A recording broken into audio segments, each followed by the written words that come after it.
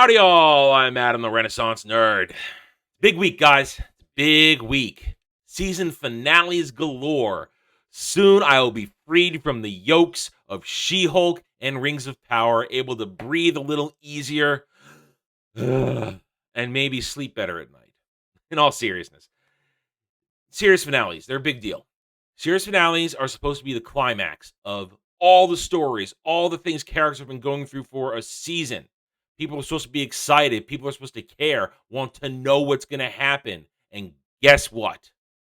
Nobody cares about Rings of Power. Nobody cares about She-Hulk. And there's a couple of shows I'm going to throw in there just to show you how little people care about them in comparison to the one thing, the one show people remain excited over. And I'll give you one guess which it is. It's big and it's hot, and it ends in a D. But what do we got going on? The shills want to pretend that everybody's invested in Rings of Power, She-Hulk, and I'm going to throw it in there, Doctor Who. Oh, yes, if you weren't aware, the bitch is burning very, very soon. We're days away from the bitch burning. And nobody even cares about that. Nobody cares. This is what happens when woke fully infests and poisons franchises. And when you push away the people who should be caring about it. Let's review what's going on here at the end.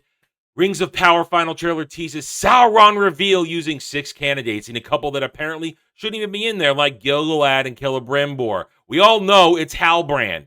We've known it's Halbrand since before the premiere of the first episode because it leaked.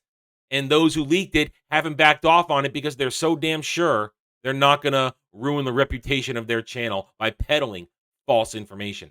Halbrand is Sauron, but this is Bad Reboot 101. Mystery box inside a mystery box inside a mystery box. We're going to make you still stick to the end. And then in the end, if the rumors are true, Halbrand doesn't even say I'm Sauron when he gives the reveal. It's still cloudy. So mystery box yet again.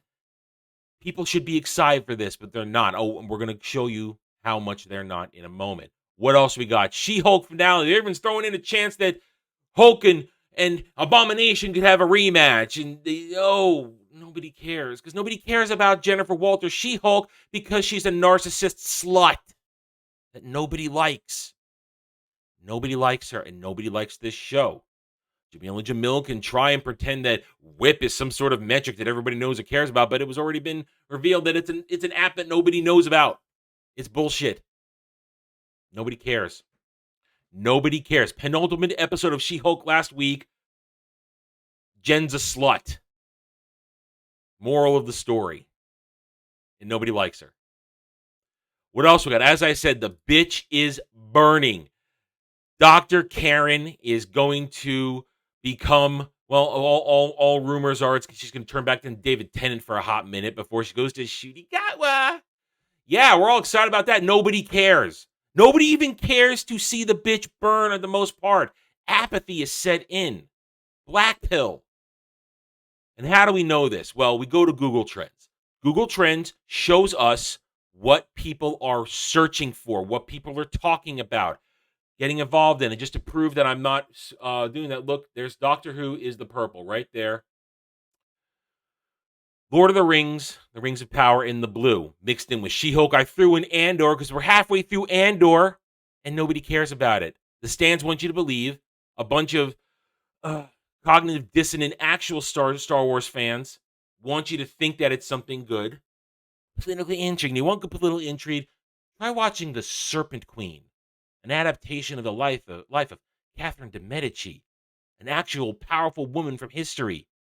There's political intrigue for you. Go watch that. So far, so good on it. Almost a little couple historical inaccuracies, but still good. Actual intrigue. And of course, as I said, the big, flaming, hot D whips itself out and continues to dominate all of them, even in the downtime. Premiere was a couple days ago. That's why you see it peaking. But here we are, a couple days later, still peaking because people were talking about it the next day. Now it's going to level out for next week, but it's going to spike again next week, which what I believe is the penultimate episode. And I'll come back and we'll talk about that again next week, how penultimate episode excitement is there for the big hot D. But let's see. You can't even see House of the Dragon. I'm sorry, Rings of Power. You can see House of the Dragon. I'm sorry. You can't even see Rings of Power at the bottom of the barrel mixed in with Doctor Who, Andor, and She-Hulk. And Andor, nobody cares about it. Halfway through, nobody cares. Where's the excitement? This is the bump when I believe this is last week's episode. Little spike, and then it drops back down. She-Hulk Attorney at Law, spike out. It's next day, it's spike. Drops back down. Nobody's interested. These are season finales. People should be interested. And just to show you lack of interest in things like the MCU, we're going to replace Doctor Who. Let's go down so you can see what I'm doing here. Going to replace Doctor Who with Deadpool 3. Deadpool 3, the movie that is supposed to save the MCU 2024. Deadpool 3, flatlined. You can see it flatlined right there. But let's go 30 days ago so we can get the big reveal. Here's where the big reveal of Deadpool 3 was. Nobody cares. No excitement. No one's talking about it anymore. You notice, nobody's talking about it anymore. Hot minute. It was boom, bang, pow. There you go. And then just because I want to show you once again, like I did last week when we talked about this, let's go back to 7 days. Let's see something that is actual consistent fan engagement. What did I do last week? I showed you One Piece manga, because that's the flagship. There it is. That's consistent engagement. This is when a new chapter comes out, so a little bit of a spike on the Friday. That's engagement, guys. That's what engagement looks like. This is what excitement looks like. I mean, this is excitement, but it's average excitement because we can take it out. Remember, let's go for the past all the way back to 2004, just to show you the One Piece. The One Piece.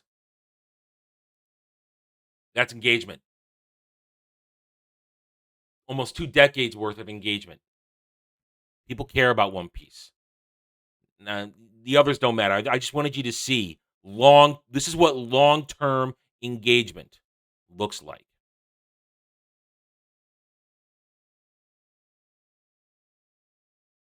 This is what current excitement looks like.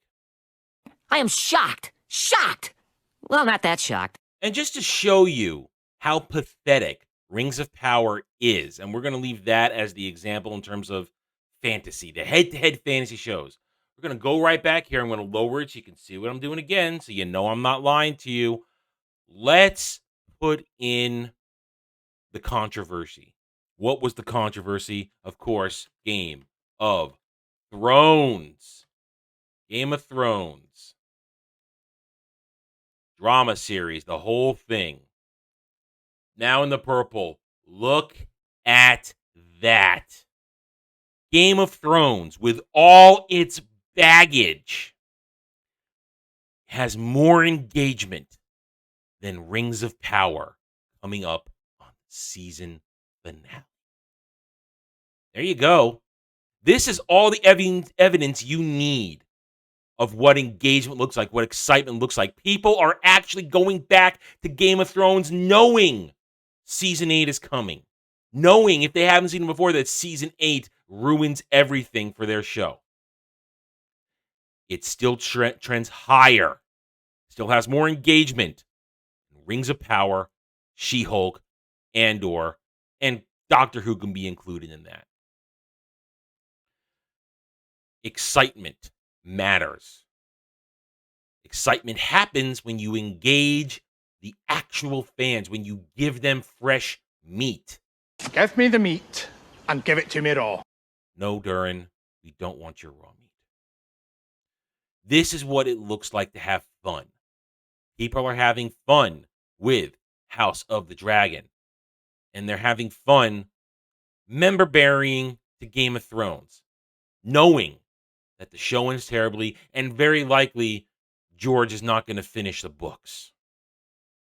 But they're engaged. They're excited. And they're talking about it.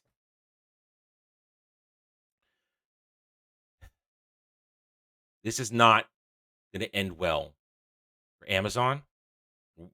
MCU Disney, MCU Lucasfilm, they're already circling the drain.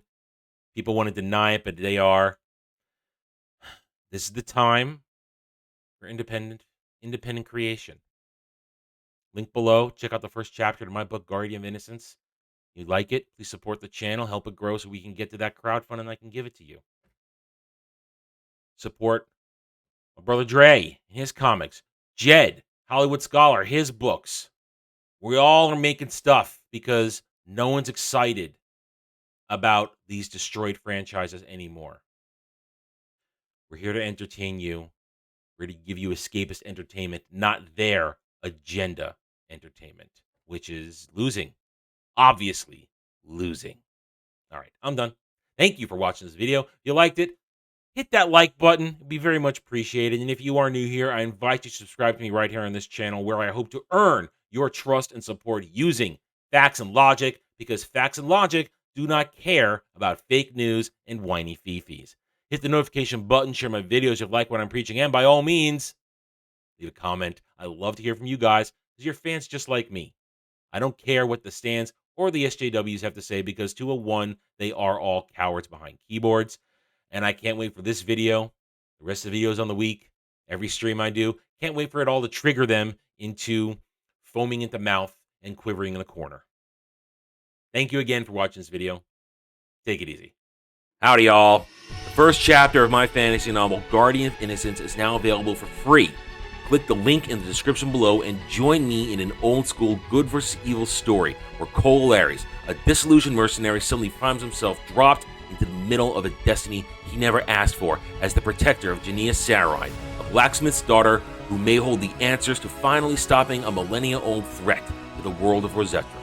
Cole's perceptions of love, family, trust, loyalty, as well as his very beliefs in fate versus free will shall be tested as he struggles to keep Jania safe from the minions of the dreaded Zabor Tal, former champion of the gods and now ruler of the long-forgotten Yis Empire. Click the link below, enjoy the first chapter, subscribe to my YouTube channel, and help it grow so that I can bring you the full story in the near future. Thank you, and enjoy the video. Thanks for watching, everybody. If you want to get in touch with me, you can reach out to me at therentnerd@gmail.com. That email's for channel business only, so I check it on a daily basis. Also, you can find me at the Geeks and Gamers forums under @ROAS, and you can find me at Rumble and Odyssey, The Renaissance Nerd. Thank you again. See you next time.